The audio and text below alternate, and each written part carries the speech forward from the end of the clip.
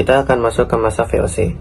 Masa VOC atau Verenigde Oost-Indische Compagnie atau perusahaan Hindia Timur Belanda adalah periode ketika perusahaan dagang Belanda ini beroperasi di Asia, terutama di Kepulauan Nusantara atau yang sekarang dikenal sebagai Indonesia, dari tahun 1602 hingga 1799. VOC didirikan pada tanggal 20 Maret 1602 atas inisiatif pemerintah Belanda.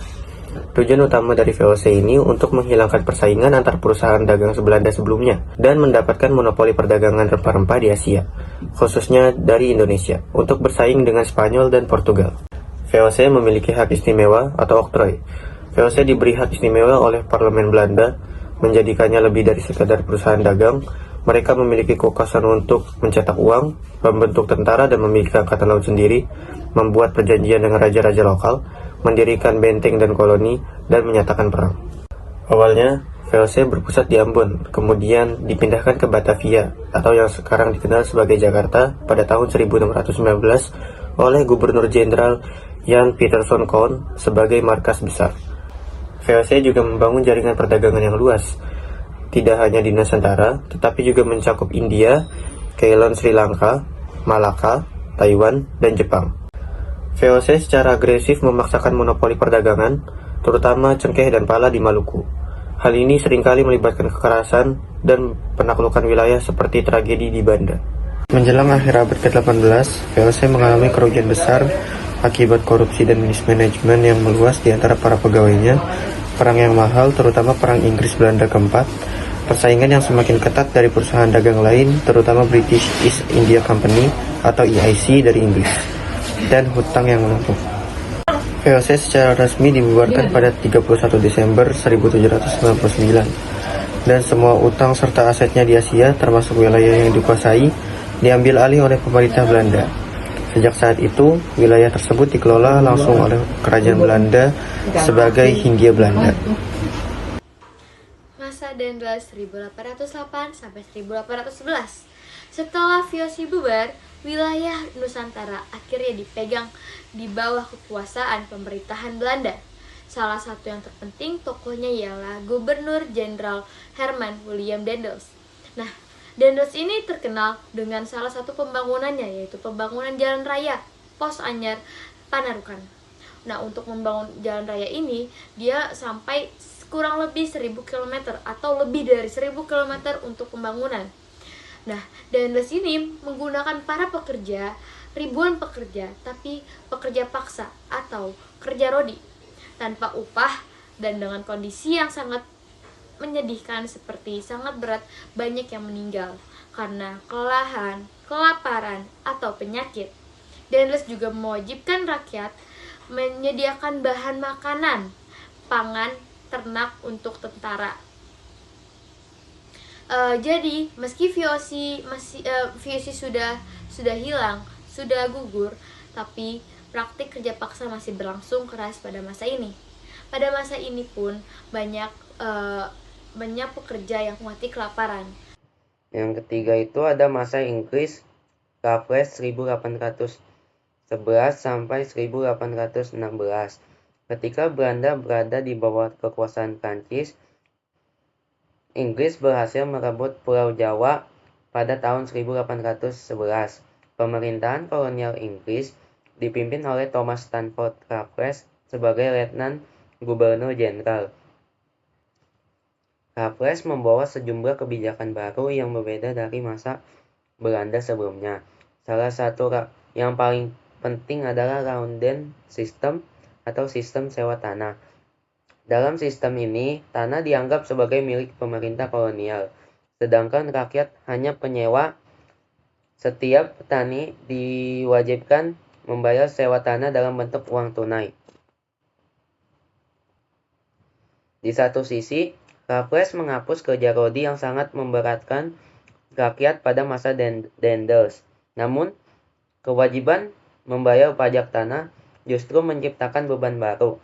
Banyak petani kesulitan membayar sewa karena harus menjual hasil panen dengan harga murah, bahkan terpaksa berhutang.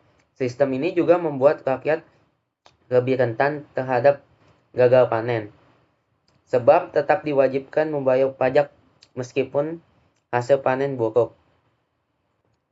Selain Rentgen-System, Raffles juga memperkenalkan reformasi administrasi dan hukum, serta mencatat banyak peninggalan budaya melalui buku History of Java. Namun, dari sisi ekonomi rakyat kecil, kebijakan ini tetap belum membawa kesejahteraan. Meski kerja paksa ala Dendels berkurang, penderitaan rakyat tetap berlanjut dalam bentuk kewajiban pajak yang berat. Assalamualaikum warahmatullahi wabarakatuh. Perkenalkan, nama saya Kayla Armani Putri ingin menjelaskan tentang masa tanam paksa yang terjadi pada tahun 1830 sampai dengan 1870. Pada awal abad ke-19, Belanda mengalami kesulitan ekonomi yang cukup parah. Hal ini terutama disebabkan oleh kekalahan dalam Perang Napoleon, kebangkrutan VOC yang diwariskan kepada pemerintahan kolonial, serta beban biaya yang besar akibat perang-perang di Nusantara. Salah satunya di Perang Diponegoro pada tahun 1825 sampai 1830. Perang Diponegoro berlangsung selama 5 tahun dan menelan biaya sangat besar bagi Belanda, bahkan membuat kas negara hampir kosong. Untuk menutupi kerugian tersebut, pemerintah Belanda mencari cara agar tanah jajahan di Hindia Belanda bisa menghasilkan keuntungan yang besar dalam waktu yang singkat. Atas dasar inilah, Gubernur Jenderal Johannes van der Box pada tahun 1830 memperkenalkan sistem baru yang dikenalkan dengan nama tanam paksa. Sistem ini mewajibkan rakyat untuk menyerahkan 1/5 tanah pertaniannya agar ditanami dengan komoditas ekspor yang dilaku di pasar dunia, seperti kopi, tebu, nila, teh, dan juga tembakau. Selain itu, jika rakyat tidak memiliki lahan yang cukup, maka mereka diwajibkan menggantinya dengan kerja paksa, perkebunan, atau proyek pemerintahan selama 60 hari dalam setahun. Secara teori, aturan tanam paksa menetapkan bahwa yang pertama, tanah yang digunakan tidak boleh melebihi 1/5 lahan. Yang kedua, tanaman ekspor harus diganti dengan tanaman pangan apabila hasilnya gagal. Yang ketiga, kerja rodi atau kerja paksa hanya berlaku bagi mereka yang tidak memiliki lahan. 4. Rakyat menanam tanaman ekspor seharusnya mendapat imbalan berupa bagian dari hasil pekerjaan. Namun, dalam praktiknya, aturan-aturan tersebut seringkali dilanggar. Para pejabat kolonial maupun bupati lokal yang bertugas mengawasi pelaksanaan sistem ini sering menyalahgunakan wewenangnya. Rakyat dipaksa menanam lebih dari 1/5 lahan. Hasil panen diserahkan sepenuhnya kepada pemerintahan tanpa imbalan, dan kerja rodi dilakukan secara berlebihan tanpa memperhatikan batas waktu. Akibatnya, beban yang ditanggung rakyat yang sangat berat dan jauh dari prinsip adil yang dijanjikan Belanda. Nah, dampak dari pelaksanaan tanam paksa sangat besar, baik bagi Belanda maupun rakyat Indonesia sendiri. Dari sisi Belanda, selama ini terbukti sangat menguntungkan. Selama 4 dekade, tanaman paksa menghasilkan keuntungan yang luar biasa, yang bisa dikenal dengan istilah batik slot atau saldo keuntungan. Dana ini kemudian dipakai untuk membangun infrastruktur, jalur kereta api, kanal, dan berbagai fasilitas publik di negara Belanda. Bahkan sebagian besar pembangunan modern Belanda di abad ke-19 dibiayai oleh hasil eksploitasi dari tanam paksa di Jawa. Sistem tanam paksa secara nyata merupakan bentuk kerja paksa terselubung. Rakyat tidak memiliki kebebasan untuk menolak karena semua aturan dibuat sepihak oleh pemerintah kolonial. Jika ada yang melawan, maka mereka diancam dengan hukuman fisik atau paksaan dari pejabat kolonial maupun aparat lokal. Situasi ini menunjukkan bagaimana rakyat benar-benar dijadikan sebagai alat untuk kepentingan ekonomi penjajah. Tidak mengherankan jika kemudian muncul banyak kritik terhadap tanam paksa, baik dari kalangan Belanda sendiri maupun dari tokoh-tokoh Eropa lainnya. Kritik paling terkenal datang dari Edward de Westdekker, seorang pegawai Belanda yang pernah bertugas di Lebak, Banten. Ia menulis sebuah novel berjudul Max Havelaar pada tahun 1860 dengan nama Pena Multatuli. Dalam bukunya, Ia menggambarkan penderitaan rakyat Jawa yang tertindas akibat sistem tanam paksa, sekaligus mengancam ketidakadilan dan kerakusan pejabat kolonial. Buku ini mengguncang opini publik di Belanda dan Eropa, serta membuka mata banyak orang terhadap kebrutalan sistem kolonial. Selain itu, tokoh-tokoh politik liberal di Belanda juga mengancam keras sistem tanam paksa. Mereka menilai bahwa sistem tersebut melanggar prinsip kemanusiaan dan tidak sejalan dengan semangat liberalisme yang menjunjung tinggi kebebasan individu. Tekanan dari kelompok liberal akhirnya memaksa pemerintah Belanda melakukan perubahan. Pada tahun 1870, tanam paksa secara resmi dihapus dan digantikan dengan sistem baru yang disebut politik pintu terbuka atau liberal policy. Dalam sistem ini, pihak swasta dan pengusaha asing diberi kebebasan untuk menanamkan modal dan membuka perkebunan di Hindia. Dengan demikian, masa tanam paksa pada tahun 1830 sampai dengan 1870 merupakan salah satu periode paling kejam atau kelam dalam sejarah kolonialisme Belanda di Indonesia. Dari satu sisi, ia memperkaya negara Belanda dan mempercepat pembangunan di Eropa. Namun, dari sisi lain, ia menciptakan penderitaan yang luar biasa bagi rakyat Indonesia, terutama di Pulau Jawa. Periode ini sekaligus menjadi pengingat bahwa eksploitasi dan ketidakadilan kolonial meninggalkan trauma yang panjang dalam perjalanan bangsa Indonesia menuju kemerdekaan. Di sini saya akan menjelaskan masa politik liberal pada tahun 1870 sampai 1900. Setelah tanam paksa dihapus, Belanda menerapkan politik liberal melalui Undang-Undang Agraria pada tahun 1870. Undang-undang ini membuka kesempatan bagi pengusaha swasta Belanda dan asing untuk menanamkan modal di Hindia Belanda, terutama pada bidang perkebunan, pertambangan, dan transportasi. Secara resmi, kerja paksa tidak lagi diterapkan, namun dalam praktiknya, rakyat tetap menjadi korban karena tanah mereka disewa atau bisa bahkan dirampas untuk perkebunan besar. Para petani juga dipaksa bekerja di perkebunan dengan upah yang sangat rendah, sehingga eksploitasi tetap terjadi meskipun dalam bentuk yang berbeda-beda. Pada masa ini, rakyat tidak lagi mengalami kerja rodi secara langsung, tetapi ketergantungan pada perkebunan swasta membuat mereka tetap terjerat dalam sistem kerja yang merugikan. Jadi, aku di sini bakal menjelaskan kisah politik etis di Hindia Belanda. Pada akhir abad ke-19, penderitaan rakyat Hindia Belanda sudah menjadi rahasia umum. Sejak masa tanam paksa, sawah-sawah mereka penuh kopi, tebu, nila untuk kepentingan Belanda, sementara perut mereka sendiri itu kosong. Banyak yang jatuh miskin juga, apalagi daerah-daerah yang terpencil banyak mengalami kelaparan. Penderitaan itu akhirnya sampai ke telinga para orang Belanda. Ada seorang penulis yang bernama Edward de Westdekker dan nama samaran itu Multatuli menuliskan kisah pahit petani Jawa dalam bukunya yaitu Max Havelaar pada tahun 1860. Buku itu membuka banyak mata orang Eropa bahwa kekayaan yang dibawa Belanda dari Indonesia dibayar dengan darah dan air mata rakyat. Beberapa puluh tahun kemudian, ada seorang tokoh politik Belanda yang bernama Konrad Theodor van Deventer menulis artikel in Ereskuld atau hutang kehormatan. Ia berkata bahwa Belanda sudah berhutang budi kepada Hindia Belanda karena negaranya kaya atas hasil rempah, kopi, gula, dan tanah jajahannya. Kritik demi kritik semakin keras. Akhirnya pada tahun 1901, Ratu Wilhelmina berdiri langsung di depan para parlemen Belanda dan juga sekaligus mengumumkan lahirnya kebijakan baru, yaitu politik etis. Politik etis ini bisa disebut juga dengan politik balas budi. Tujuan mereka membuat kebijakan baru itu seolah-olah ingin mengembalikan sebagian kecil dari apa yang sudah mereka ambil selama berabad-abad. Yang kedua itu, Belanda berjanji membangun pengairan ataupun irigasi. Di sini tanah mulai digali, bendungan mulai dibangun, tetapi kepentingan ini sebenarnya buat perkebunan milik Belanda daripada buat sawah kecil milik petani.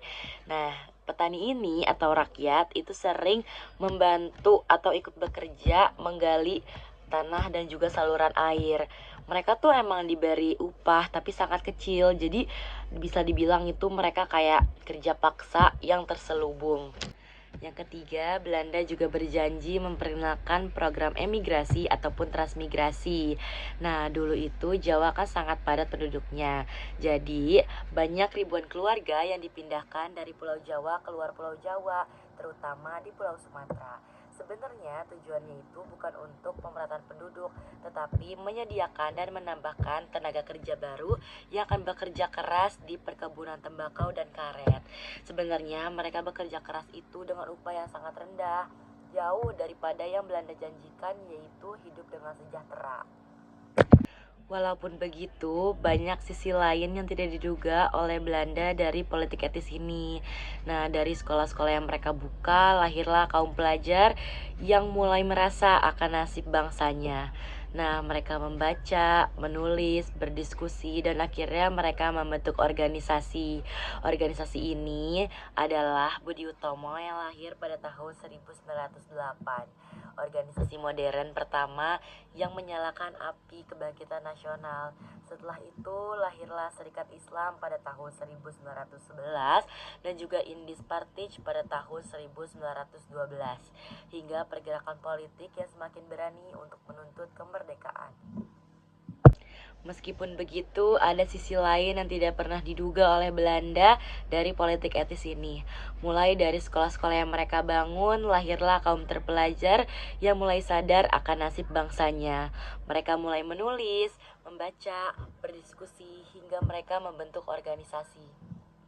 Organisasi ini adalah Budi Utomo, organisasi modern yang pertama yang menyalakan api kebangkitan nasional. Nah, setelah dari itu lahirlah Serikat Islam pada tahun 1912 dan Indis Partij pada tahun 1912. Nah, mulai dari situ pergerakan politik yang semakin berani menuntut kemerdekaan. Pada akhirnya, politik etis pun menjadi pedang bermata dua. Bagi Belanda, ini adalah cara untuk meredam kritik dan juga menjaga keuntungan dari tanah jajahan. Tetapi bagi Indonesia, justru ini adalah pintu awal menuju kesadaran nasional. Dari sekolah-sekolah yang mereka bangun, lahirlah pemimpin bangsa. Dari irigasi yang mereka bangun hingga saat ini masih dinikmati oleh para petani. Dan juga transmigrasi yang mereka jalankan adalah untuk memperluas cakrawala orang Jawa. Itu dia materi politik etis dari aku, semoga bermanfaat. See you. Selanjutnya ada akhir kekuasaan Hindia Belanda pada tahun 1942 sampai 1949. Tahun 1942, Belanda kalah dari Jepang dalam Perang Dunia Kedua. Sejak itu, seluruh wilayah Hindia Belanda diduduki oleh Jepang hingga tahun 1945. Pendudukan Jepang mengakhiri pemerintah kolonial Belanda yang sudah berlangsung selama lebih dari 3 abad. Walaupun Jepang banyak mengeksploitasi rakyat melalui kerja paksa dan kebijakan keras lainnya, masa pendudukan ini juga membuka peluang bagi bangsa Indonesia untuk belajar politik dan militer melalui organisasi seperti Putra, Heiyo, dan PETA yang kelak memperkuat perjuangan kemerdekaan. Setelah Jepang menyerah kepada sekutu pada 15 Agustus 1945, terjadi kekosongan kekuasaan di Indonesia. Momentum inilah yang dimanfaatkan para pemimpin bangsa seperti Soekarno dan Muhammad Hatta untuk memproklamasikan kemerdekaan Indonesia pada tanggal 17 Agustus 1945. Sejak saat itu, bangsa Indonesia menyatakan diri sebagai negara merdeka, meskipun Belanda tidak mengakuinya. Belanda berusaha kembali menguasai Indonesia dengan membawa NISCA, Netherlands India Civil Administration. Bersama tentara sekutu, usaha ini ditolak keras oleh rakyat Indonesia yang telah memproklamasikan kemerdekaannya. Terjadilah perlawanan sengit, salah satunya pertempuran Surabaya pada tanggal 10 November 1945 yang menewaskan ribuan perjuangan membuktikan tekad bangsa mempertahankan kemerdekaan. Konflik Indonesia-Belanda semakin memanas setelah Belanda melancarkan agresi militer ke-1 pada tahun 1947 dan agresi militer kedua tahun 1948 untuk merebut kembali wilayah strategis termasuk menduduki Yogyakarta dan menawan para pemimpin republik. Namun, Perlawanan rakyat yang terus berkobar ditambah tekanan internasional terutama dari PBB dan negara-negara Asia memaksa Belanda melakukan perundingan. Dalam hal ini terdapatlah 3 perjanjian yang dilakukan, seperti Perjanjian Linggarjati 1947, Perjanjian Renville 1948, serta Perjanjian Royan-Royan 1949. Namun, belum mampu memberikan atau menyimpulkan jawaban yang dibutuhkan, atau konflik ini belum terselesaikan dengan cukup bersih. Nah, dan hal ini terdapat puncaknya adalah konferensi meja bundar atau bisa disebut KMB di Den Haag, Belanda pada 23 Agustus sampai 2 November 1949. Hasilnya, akhirnya mengakui kedaulatan Indonesia pada Republik Indonesia Syarikat atau RIS pada 27 Desember 1949. Nah, dengan demikianlah berakhirlah secara resmi pemerintahan India Belanda di Nusantara. Walau masih ada persoalan seperti sengketa Irian Barat diselesaikan tahun 1962 dan akhirnya pengakuan kedaulatan pada 1949 menandai titik akhir kekuasaan kolonial Belanda dan awal Indonesia sebagai negara merdeka dan berdaulat. Dari situlah awal Indonesia memiliki negara tersendiri, kedaulatan sendiri, kemerdekaan sendiri.